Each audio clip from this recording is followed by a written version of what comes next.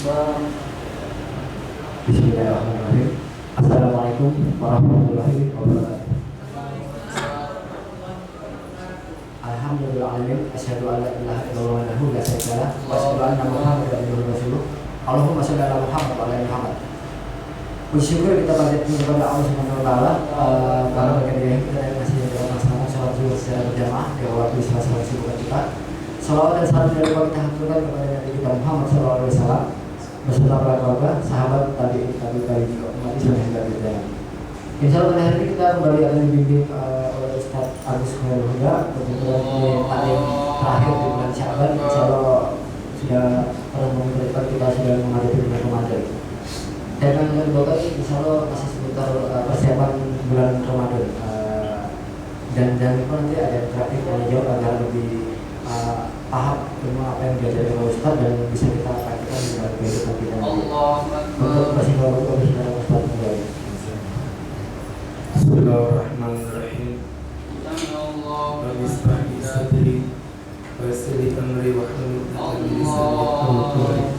Assalamualaikum warahmatullahi wabarakatuh. Waalaikumsalam. Alhamdulillah. Alhamdulillahilladzi rafa'al mustafa manasibal imdad wa bushra wa anzala 'alayhi al-kitabal mustabin hudan li ulil albab wa dzikra wa ja'ala al-qulub fi nufusi ibadihi ayatan kubra. Allahumma salli wa sallim wa barik ala Rasulillah Muhammad ibn Abdillah wa ala alihi wa sahbihi wa mawala bi ihsanin ila yaumil qiyamah. Yaqulu Allah ta'ala fi kitabihil karim wa huwa asdaqul qailin bi qawlihi a'udzu billahi minasy syaithanir rajim wal 'asri innal insana lafi khusr ila alladziina amanu wa 'amilus shalihat wa tawassaw bil haqqi wa tawassaw bis sabr. Wa yaqulu Allah ta'ala ya ayyuhalladziina amanu kutiba 'alaikumus shiyam kama kutiba 'alal ladzina min qablikum la'allakum tattaqun. Shadaqallahul 'aliyyul 'azim. Hadirin hadirat bapak-bapak, ibu-ibu, jamaah kaum muslimin yang berbahagia. Alhamdulillah, tanpa kita sadari, tanpa kita rasakan, alhamdulillah Ramadan telah tiba di depan mata. Artinya tinggal menunggu detik-detik akhir daripada bulan Sya'ban, yang mana insya Allah jika tidak bukan hari Senin, kita akan berpuasa dari Selasa sesuai menunggu dari keputusan pemerintah. Walaupun tampaknya sepertinya insya Allah itu tidak akan terjadi perbedaan melihat ketinggian bulan yang dari data terakhir kita temukan kurang lebih sekitar dalam ketinggian 4 derajat ya. Jadi sehingga kalau 4 derajat cukup lumayan tinggi. Logikanya itu bulan akan terlihat pada tanggal 5 malam tanggal 6. Artinya minggu malam Senin insyaallah dengan izin Allah kita bisa melaksanakan ibadah puasa. Tapi sekali lagi seperti yang biasanya Ustaz sampaikan, bahwa kita tetap menunggu daripada keputusan pemerintah sebagai waliul amr yang sah, di mana Allah Subhanahu wa taala memerintahkan kita untuk menaatinya. Atiullah wa atiur Rasul wa ulil amri minkum. Taatlah kalian kepada Allah dan taatlah kepada Rasul dan para pemimpin di antara kalian. Dan seperti yang Ustaz sampaikan juga, semuanya harus butuh persiapan. Dan alhamdulillah kajian mengenai tentang persiapan Ramadan sudah kita jelaskan di 2 minggu yang lalu ya. Yang mana Ustaz jelaskan mempersiapkan dengan yang pertama dengan taubatan nasuha, kemudian yang kedua dengan menterapi akhlak dan moralnya, dan yang ketiga adalah dengan talaah hukumnya. Jadi beberapa hukum pun sudah kita paparkan Bapak Ibu yang membatalkan ibadah puasa. Berikutnya adalah pernak-pernik dari yang membatalkan ibadah puasa itu sendiri. Ada beberapa mitos yang dikatakan batal adalah sebenarnya tidak batal, Pak. Jadi sekali lagi yang akan kami sebutkan ini adalah beberapa mitos yang dikatakan batal adalah tidak batal. Apa saja itu Bapak Ibu yang dimuliakan Allah? Yang pertama adalah ayat bahaya masyami junuban, masuk dalam bulan puasa dalam keadaan junub. Jadi gambarannya malam-malam berhubungan suami istri, ya namanya pengantin baru dengan semangat membabi buta, walaupun butanya hilang tinggal babinya. Itu yang namanya kapuk-kapuk berterbangan, bantal-bantal terlempar lewat jendela, dipatah menjadi 4 bagian. Nggak tahu ngapain dia ya. Jadi subhanallah, semangat berhubungan, setelah ia berhubungan kemudian ia terkipai. Tahu terkipai kan ada? Apa terkipai itu Pak? Lempar. Ya jadi udah dia terkipai karena kau aja, dia bujur-bujur, iya benar. Akhirnya dia ketiduran. Bangun-bangun sudah ada suara. Allahu Akbar, Allahu Akbar, Allahu Akbar, Allahu Akbar. Aduh, kok sudah ada Pak? Berarti kita ini masuk dalam puasa dalam keadaan junub. Karena kalau yang seperti ini, hukum puasanya batal apa tidak Bu? Tergantung. Kalau semalam sudah berniat, maka dia akan puasanya sah. Tapi kalau semalam dia belum berniat, maka puasanya batal. Ya dikarenakan tidak ada niat. Dan Rasulullah telah bersabda, "Man lam yajid siyam qabla al-fajr, fala siyama lahu." Barang siapa yang tidak menggabungkan niat sebelum fajar, artinya menggabungkan niat itu gimana gambarannya Bu? Jadi barang siapa yang tidak menggabungkan niat, maka tidak ada puasa bagi. Maksudnya tidak berniat di malam hari sebelum fajar, maka tidak ada puasa baginya. Itu maksudnya. Ya, jadi kembali lagi Bapak Ibu, tadi itu gambarannya bangun-bangun sudah ada.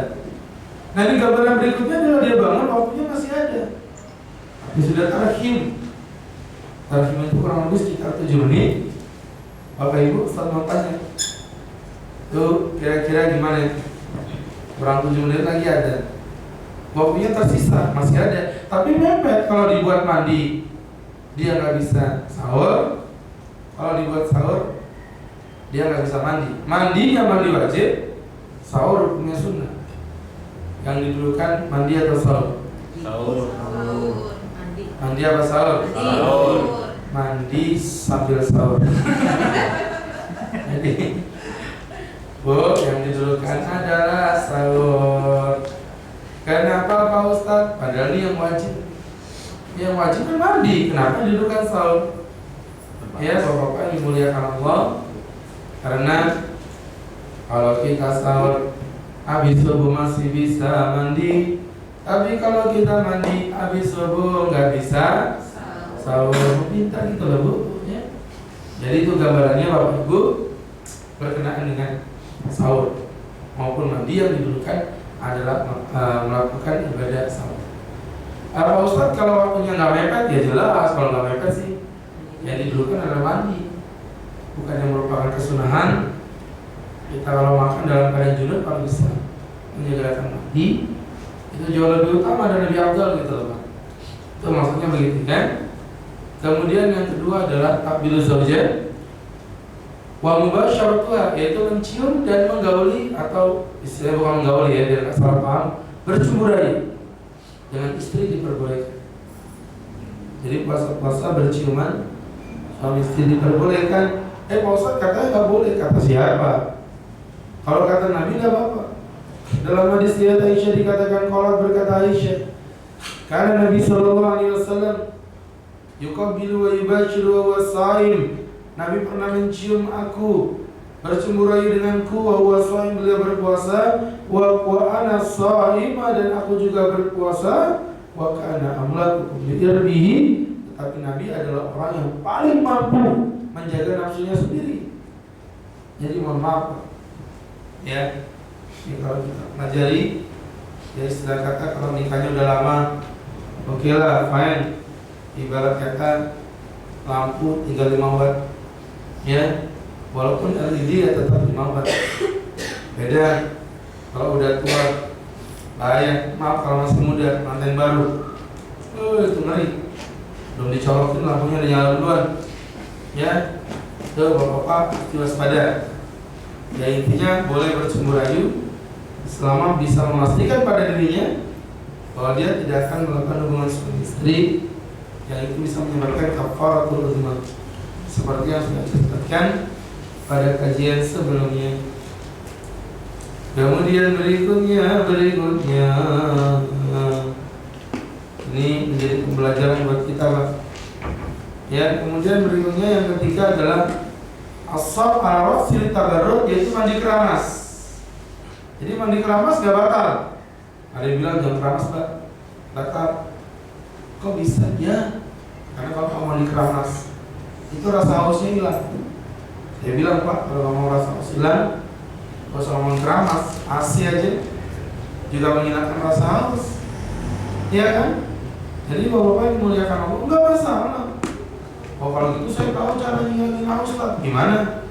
Es teh dimasukkan ke dalam plastik, kemudian digosok-gosokkan begini, itu hilang rasa haus. Kata Ustaz, enggak apa-apa, tapi kamu kurang kerjaan. Ngapain juga kamu? Itu maksudnya. Kemudian yang keempat, almat madawal istinsyaq, diperbolehkan kumur dan membersihkan hidung min ghairil mubalagha, asalkan jangan keras-keras. Jadi kumur itu sekali lagi Ustaz pertegas tidak membatalkan ibadah puasa. Ya Pak, kumur diperbolehkan. Ini jadi pembelajaran. Cuman kalau misalnya ketelan tak nggak sengaja tak nggak apa-apa. Ya ketelan nggak sengaja nggak apa-apa. Kalau sengaja tuh tergantung. Kalau kumurnya keras batal karena ada unsur keteledoran. Tapi kalau kumur yang pelan masih ketelan tidak batal. Orang kumur puasa orang batal pelan-pelan aja.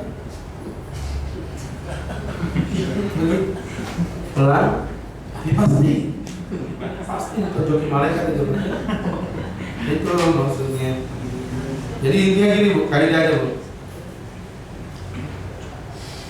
Memasukkan apapun ke dalam mulut. Saya ulangi lagi. Memasukkan apapun ke dalam mulut itu tidak membatalkan ibadah puasa selama tidak tertelan. Sekali lagi selama tidak tertelan. Jadi Bapak Ibu yang dimuliakan Allah Subhanahu wa taala, kalau sampai tertelan maka batal puasa. Walaupun tidak sengaja.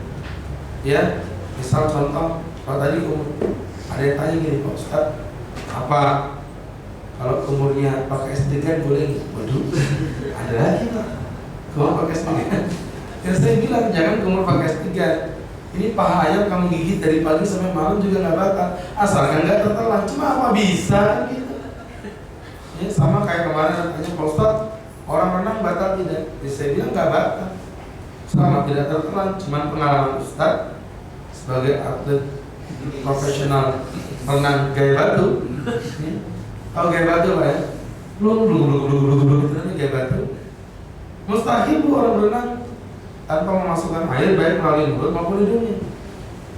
Itu sekali lagi jadi pembelajaran buat kita bersama. Itu maksudnya. Kemudian karena tadi kumur nggak apa-apa, berarti yang kelima adalah tadawuk ta'am. Diperbolehkan nyicipi makanan. Jadi nyicipi tidak apa-apa selama tidak masuk. Nyicipi loh ya. Itu nyicipi. Makanya paling benci selama capek-capek tuan rumahnya bilang silakan tak hidangnya dicicipin. Kok gitu tak? Kamu nyicipin itu. Yang benar gimana? Silakan. Mati dimakan kasar banget sih. Kalau bahasa Jawa itu bilang monggo dipun sosok jin, monggo dipun reketing ya. Itu sebenarnya Bapak Ibu yang dimuliakan Allah Subhanahu wa taala, coba nyicipi makanan tidak batal, tapi jangan terlalu sering. Iya, ke dapur nyicipin, kenyang juga tuh, ya, tuh diperbolehkan. Ya, berdasarkan hadis riwayat Ibnu Abbas, kalau berkata Ibnu Abbas, wala ba'sa yadukal khalq syai', maka tidaklah mengapa dia mencicipi cuka atau semisalnya, malam yudhul khalq wa yasai, selama tidak masuk ke leher dalam keadaan berpuasa. Itu yang kelima. Berikutnya adalah bercelak juga tidak batal. Ya, kata orang bercelak itu batal. Tidak. Kemudian juga suntik tidak batal selama bukan zat yang mengandung tarbiyah seperti infus atau sejenisnya. Syamutib, mencium bau, nggak batal. Ya, kadang-kadang kalau ceramain mbak-mbak, anak-anak SMA, mahasiswi, Masya Allah baunya, deodoran Spaldi, Rose Jasmine, nyamain emak-emak kayak begini, kadang bau minyak apa, ya bu, ya bu, nah itu Pak Ustadz, hukumnya apa yang gini-gini tidak batal, sah, ya. Karena kalau mencium bau dibilang batal, berarti Ustadz Agus puasa tanggal 1 sampai 30 batal terus. Karena di depan rumah Ustadz itu asal Ramadan ada jualan sate. Iya, ada mencium bau sate. Jadi bapak-bapak, ibu yang muliakan Allah Subhanahu wa ta'ala. Kemudian berikutnya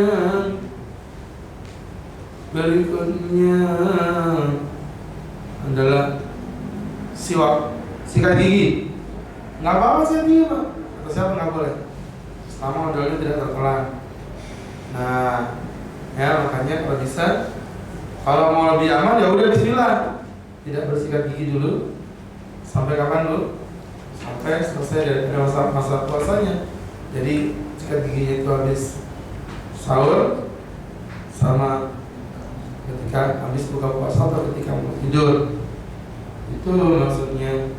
Baik bapak-bapak ibu yang dimuliakan Allah Subhanahu wa ta'ala, siwak diperbolehkan. Nah, cuman kalau bisa sih tadi menjauh. Tapi kalau nggak sikatan tuh mulutnya bau. Bu, itu bau lambung bu. Nggak ada hubungannya Pak. Kalau bapak mau sikatan 100 kali pun tetap bau mulut. Itu namanya khuluf. Dan nggak usah malu. Nabi bersabda, ya sesungguhnya la khuluf famisai, bau mulutnya orang yang berpuasa atyabu indallahi min rihil misik, lebih wangi di mata Allah dibandingkan dengan minyak misik. Kalau misik gue, misik, minyak misik itu minyak yang sangat wangi, yang notabene menjadi salah satu minyak surga, namanya minyak misik, wangi banget. Itu maksudnya bapak-bapak. Tapi jangan mentang-mentang mulutnya bau minyak misik kemudian obral misik. Misik, ini misik di hadapan Allah. Kalau di hadapan manusia itu racun tikus, dia mau mati. Iya dia, mohon maaf bu, ya Allah, kadang-kadang cantik-cantik juga nggak jauh beda. Ustaz kalau sore-sore kan sering buka puasa bersama di hotel pakai IO gitu. Namanya IO kan cantik-cantik. Pak Ustaz, temanya apa ya? Temanya Subhanallah. Kenapa Pak Ustaz sakit ya? Misalnya ini cantik, apalagi yang pas-pasan. Jadi itu bukan bau mulut bu, itu bau lambung. Karena di lambung kosong, makanya Imam Syafi'i mengatakan kalau bisa habis zuhur udah jangan dibersihkan mulutnya. Dan itu saatnya keluarnya khuluf. Tuh maksudnya. Kemudian berikutnya menelan ludah. Menelan ludah diperbolehkan, asalkan ludahnya sendiri, bukan ludah temannya. Adapun ludah temannya tidak boleh, yang membatalkan ibadah puasa. Ludah sendiri tidak apa-apa, walaupun sengaja dikumpulkan. Zaman kecil dulu pernah nggak ngalamin gitu? Jadi bapak-bapak, ibu-ibu yang dimuliakan Allah Subhanahu wa ta'ala, nggak apa-apa menelan ludah itu diperbolehkan, dan tentunya dengan catatan ludah itu belum keluar dari mulut, ya masih di dalam lingkaran mulut. Kalau udah keluar apa? Tidur. Nah itu tidak diperbolehkan. Itu maksudnya. Berat kenapa? Kenapa? Lagi hamil? Iya. Alhamdulillah. Oh, ya serius nih? Oh, enggak. Kirain udah apa-apa, ada suaminya kok ibu yang saya wakil. mau hamil mau enggak orang punya suami kok. Kecuali kalau mbak-mbaknya belum nikah pun bisa hamil itu yang bahaya. Kemudian kalau udah nggak kuat tambahkan tangan ya. Jadi ibu-ibu itu yang membatalkan, dan yang terakhir apapun yang dilakukan tanpa sengaja, tanpa keteledoran itu tidak batal. Makan lupa tidak batal. Ya, keluar sperma tidak sengaja tidak batal. Contohnya mimpi basah, enggak batal. Ya, mimpi basah tidak batal. Walaupun sehari 5 kali tidak batal. Tapi nggak tahu tuh otak isinya apa ya. Kemudian berhubungan seksual lupa, bisa jadi. Ya gimana Pak Ustaz? Bisa jadi suaminya lupa, istrinya amnesia, cocok sudah. Sama-sama sudah saja. Baik, itu tadi ibu berkenaan dengan yang kaitannya berkenaan dengan makan minum dengan tidak sengaja, begitu pula muntah dengan tidak sengaja. Kemudian kita masuk pada pembahasan baru ini, yaitu permasalahan mengenai tentang hukumnya orang-orang yang batal puasa. Jadi gini, kalau batal puasa tanpa uzur jelas itu dosa, semua usah dibahas. Kita membahas yang batal puasa dengan uzur. Orang-orang yang batal puasa dengan uzur terbagi menjadi 3 bagian. Yang pertama, batal dan wajib baginya untuk mengqadha. Yang kedua, batal baginya dan wajibannya untuk bayar fidyah. Yang ketiga, gizi. Apa gizi? Gak jelas. Ya, jadi yang pertama tadi adalah wajib qadha, 2 orang jumlah. Yang pertama adalah orang yang sakit, dan yang kedua orang musafir. Kenapa 2 orang diwajibkan mengqadha? Padahal kan udzur juga Pak ya. Orang sakit kan udzur. Kenapa diwajibkan mengqadha Pak Ustaz? Yes, karena masih ada kesempatan untuk sembuh. Begitu pula musafir diwajibkan qadha karena masih ada kesempatan untuk pulang. Sehingga Bapak Ibu, 2 orang ini diwajibkan untuk mengqadha. Faman kana minkum maridan aw ala safarin fa iddatun min ayyamin ukhra. Dan barang siapa di antara kalian yang sakit atau di perjalanan, maka dia mengganti sesuai dengan bilangan dari apa yang dia tinggalkan semasa dia di bulan Ramadan. Jadi itu yang pertama. Yang kedua adalah orang-orang yang meninggalkan boleh fidyah saja. Itu ulama sepakat juga ada 2 orang. Yang pertama adalah kakek yang sudah tua banget. Kemudian yang kedua adalah orang al-marid alladzi la yurja buruhu, yaitu orang-orang yang sakit yang tidak diharapkan kesembuhannya. Contoh, maaf ya, misalnya gagal ginjal, itu dia hanya bertahan dengan cuci darahnya. Atau misalnya dengan apa Bu? Misalnya kanker, bertahan dengan kemoterapi dan lain sebagainya. Ini tidak ada kewajiban baginya berpuasa. Kenapa Pak Ustaz? Karena 2 orang ini memang tidak punya gambaran kalau kalau puasa. Makanya bayar fidyah itu cukup. Kai puasa kai. Enggak cukup. Kenapa kai? Enggak kuat. Berapa mau kai? 99 cukup. Sudah kai enggak puasa enggak apa-apa. Nanti di kota tahun depan kai ya. Kalau umurnya udah 100 tahun.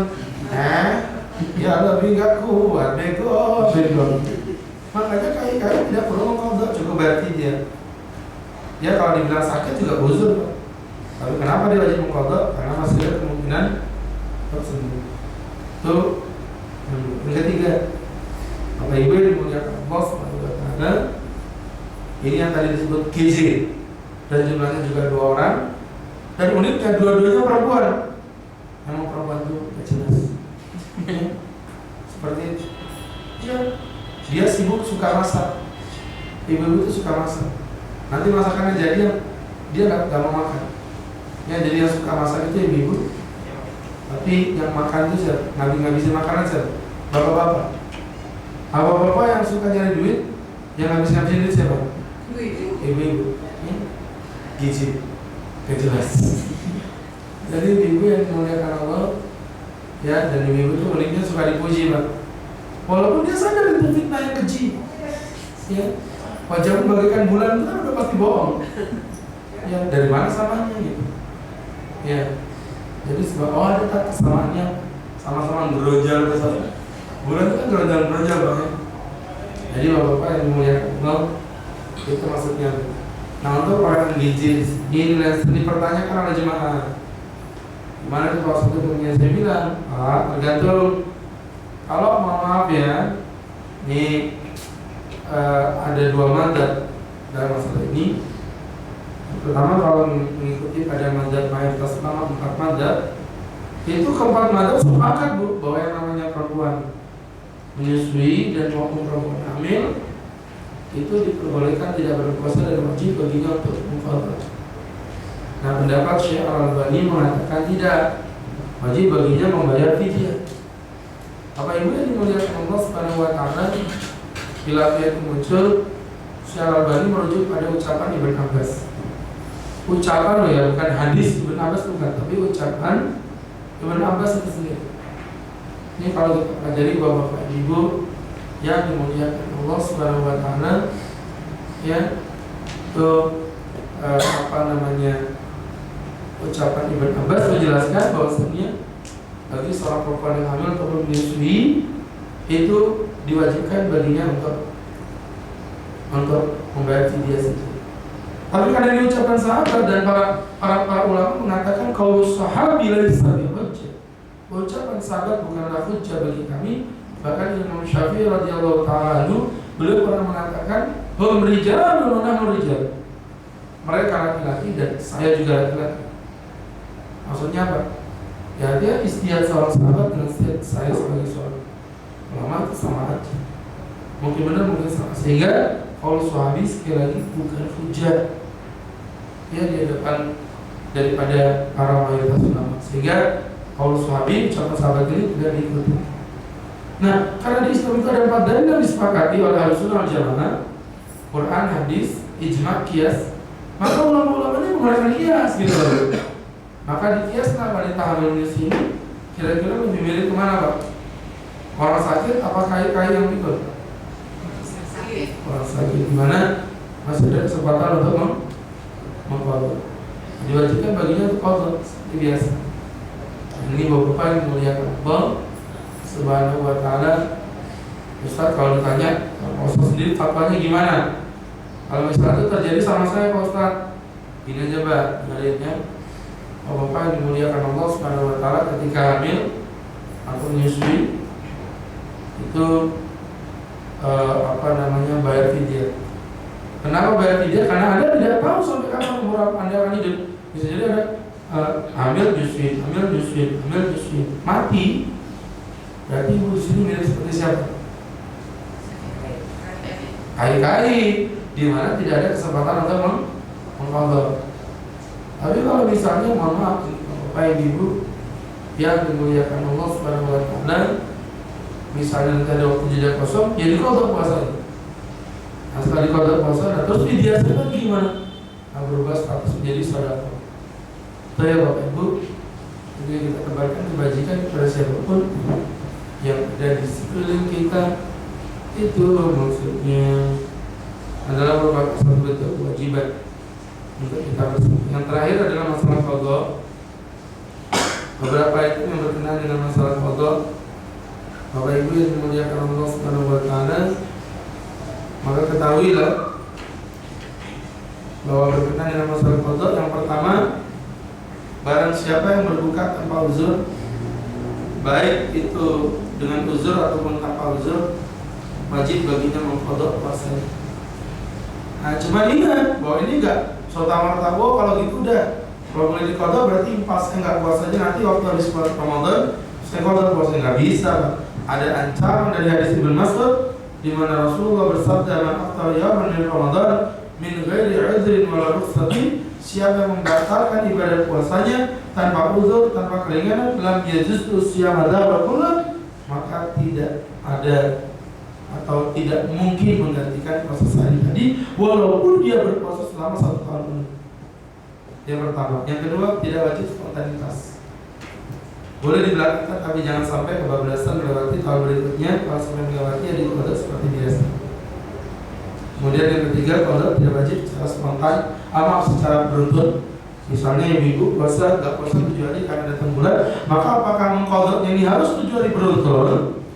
Atau boleh sehari potong, sehari 19 sucinya dia boleh. Tidak mengapa Pak. Itu maksudnya ya. Jadi tadi berkenaan ibadah puasa secara singkat sudah saya paparkan. Mudah-mudahan bisa dijadikan pembelajaran untuk kita semua dalam rangka menyambut datangnya bulan puasa yang sah.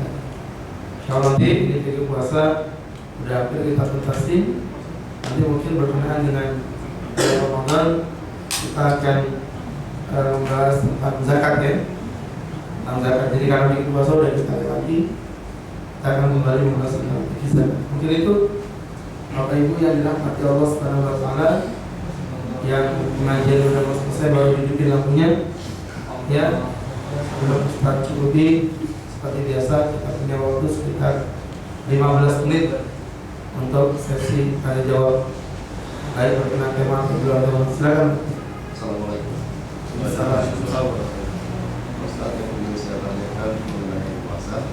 Yang pertama misalnya kita pernah melakukan misalnya di masa lalu gitu ya, nggak pernah, mungkin kita punya utang puasa cuma nggak tahu pasti jumlahnya berapa Ustaz.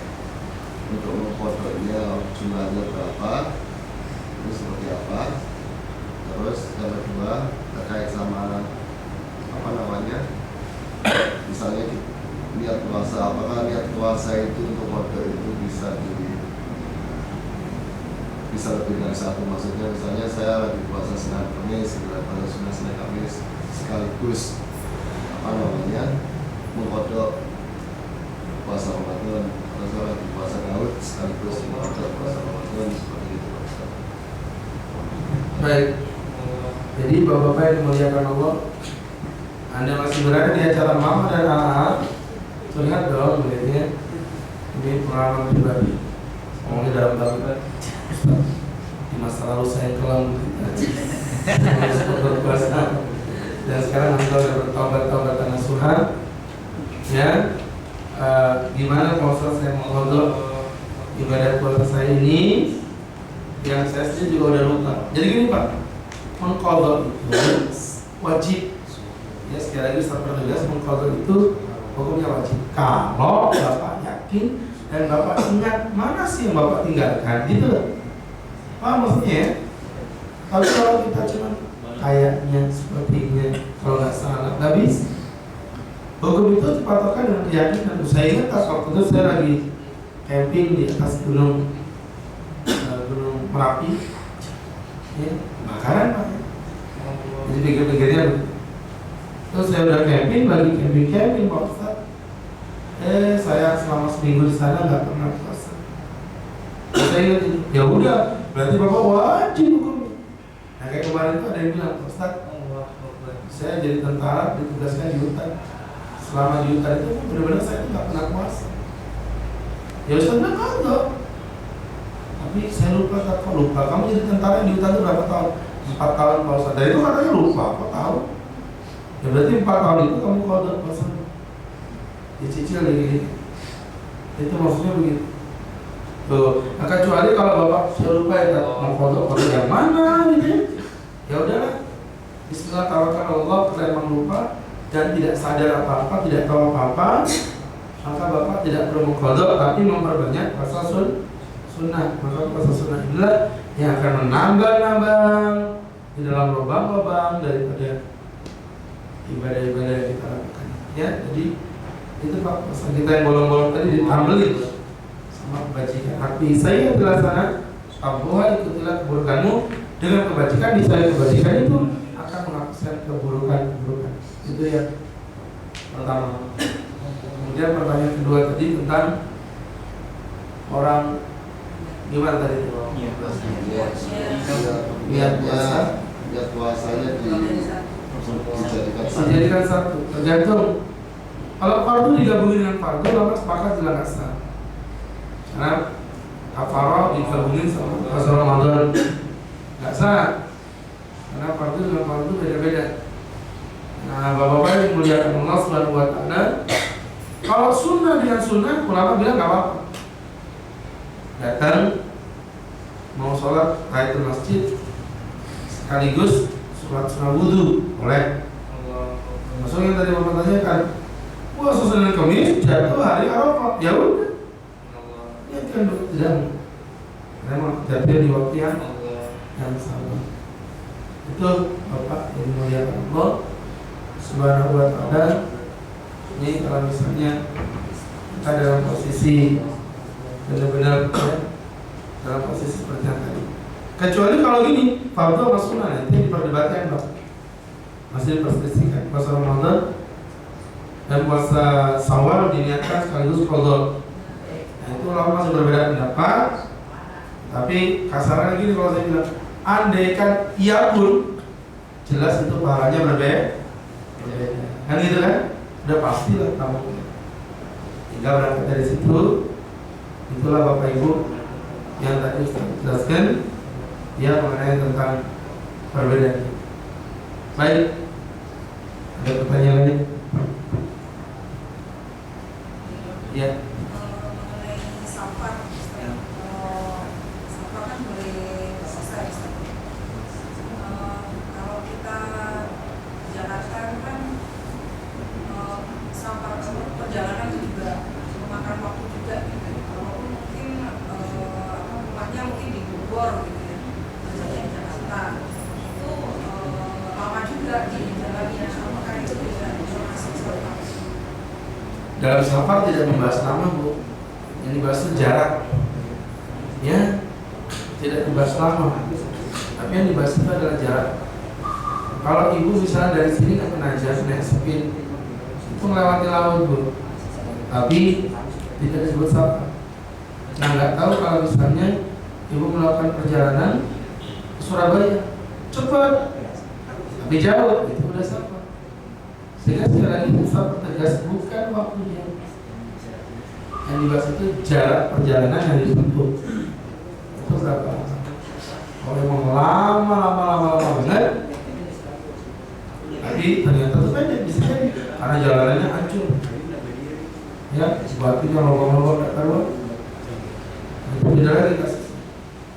Tapi kalau misalnya jalannya bagus, walaupun jauh, ditempuh perjalanan cepat, tapi tetap diperbolehkan mengatakan puasa karena sekali lagi suatu tegas intinya adalah yang dipandang Allah itu adalah jarak bukan waktu.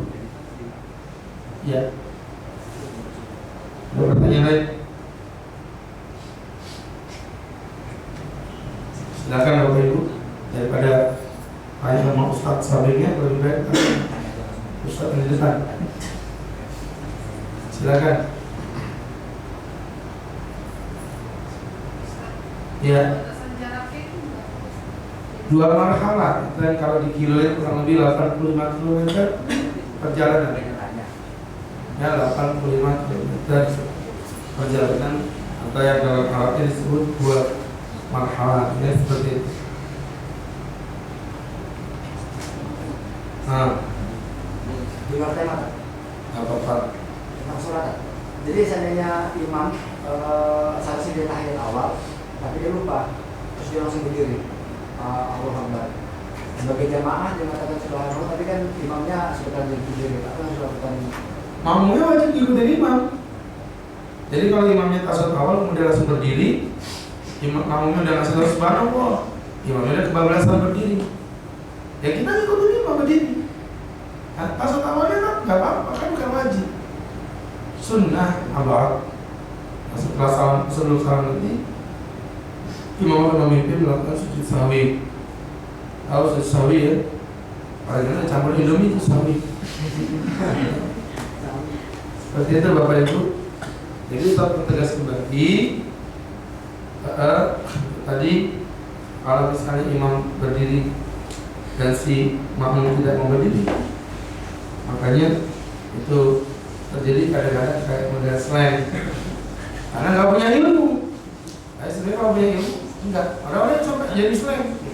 Imam berdiri, nggak sembarang kok. Masih nggak paham juga. Dijawab sama umum. Maksudnya kita mau merokok, kita bersaji. Baik seperti itu. Sampai ini juga jemaah itu ya. Kenapa? Ada saat sujud sampingnya imam atau gimana? Iya Pak, kalau jangankan yang nyata, ini kan nyata ini.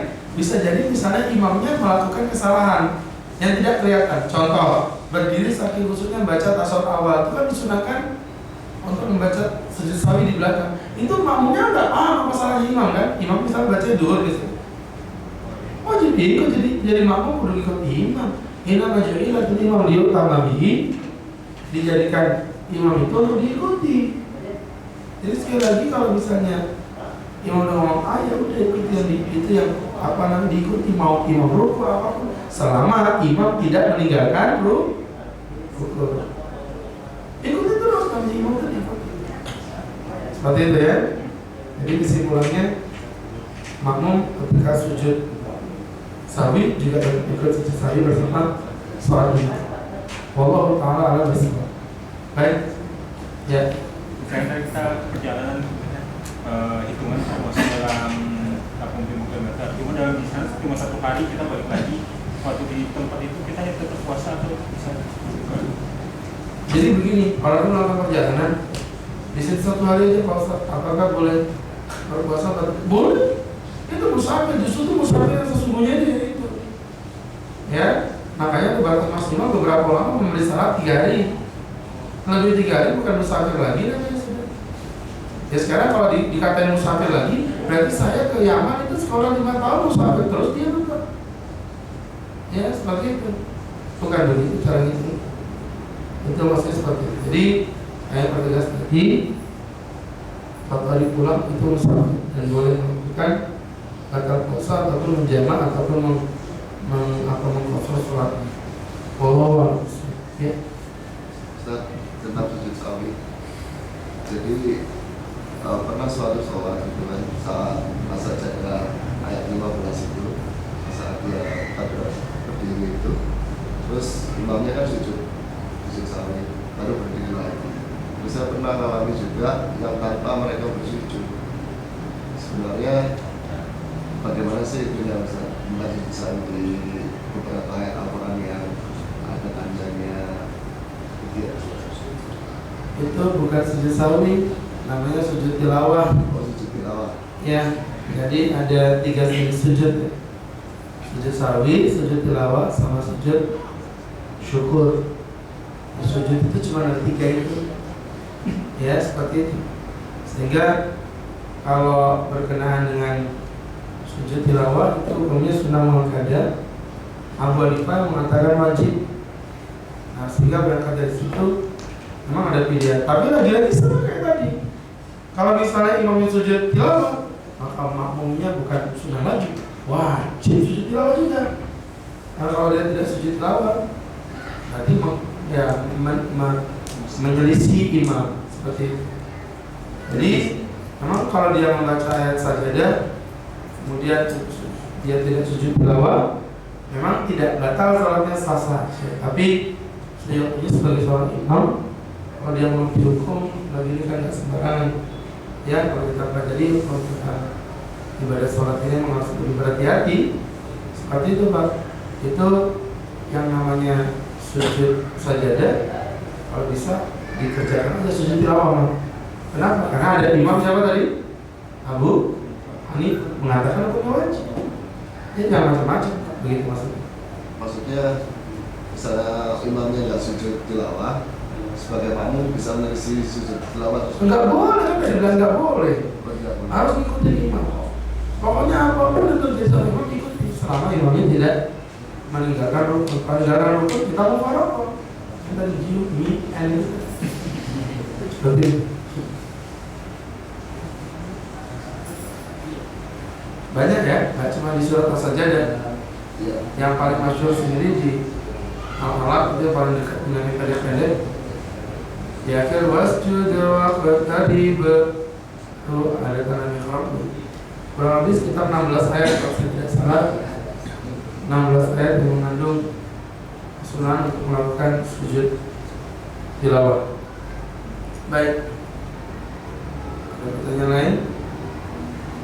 Baik, kalau tidak ada, kita cukup sekian. Mudah-mudahan dapat yang bermanfaat. Dan insya Allah menjadi pertemuan terakhir ya, pra Ramadan. Karena insya Allah setelah ini di minggu depan insya Allah dengan izin Allah hampir bisa dipastikan sudah puasa. Itu tersambut puasa dengan sebaik-baiknya, dan insya Allah kita berjumpa di bulan Ramadan. Ada juga beberapa pertemuan dan kita mencoba mengkaji tentang zakatnya dan hukum-hukum. Kita cukup sekian. Terima kasih. Subhanakallahumma wa bihamdika asyhadu an la ilaha illa anta astaghfiruka wa atubu ilaik. Assalamualaikum warahmatullahi wabarakatuh.